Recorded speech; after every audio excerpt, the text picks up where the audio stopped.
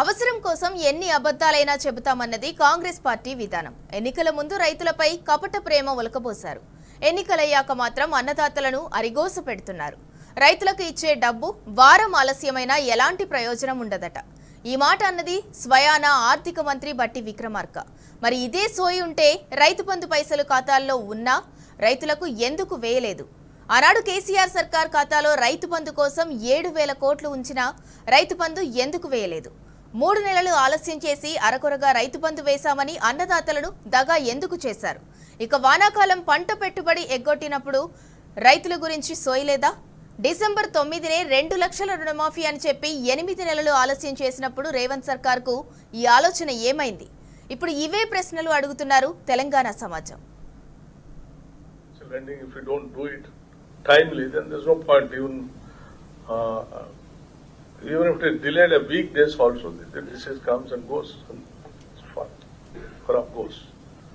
ఈ రాష్ట్రంలో కేవలం పరిశ్రమలే కాదు, వ్యవసాయం కూడా అభివృద్ధి చెందాలని దాదాపు 72,000 కోట్ల రూపాయలు వ్యవసాయ రంగానికి బడ్జెట్లో నిధులు కేటాయించి 31,000 కోట్ల రూపాయల్ని ఈ దేశ చరిత్రలో ఎవరూ చేయని విధంగా ఈ రోజు రుణమాఫీ చేసి ముందుకు పోతా ఉంటే సిగ్గు ఎగ్గు లేనటువంటి ఆనాటి పాలకులు 10 ఏళ్లు కనీసం 1,00,000 రూపాయలు కూడా రుణమాఫీ చేయలేనటువంటి వాళ్ళు రోజు ఏదో పత్రికలు ఉన్నాయి కదా అని అడ్డగోలుగా మాట్లాడుతూ ఉన్నారు.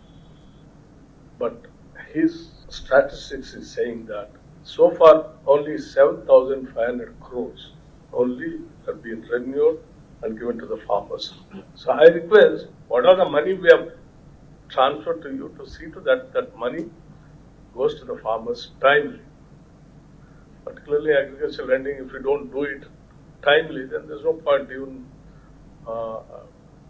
Even if it is delayed a week, days also, the disease comes and goes. And it's fine. Crop goes.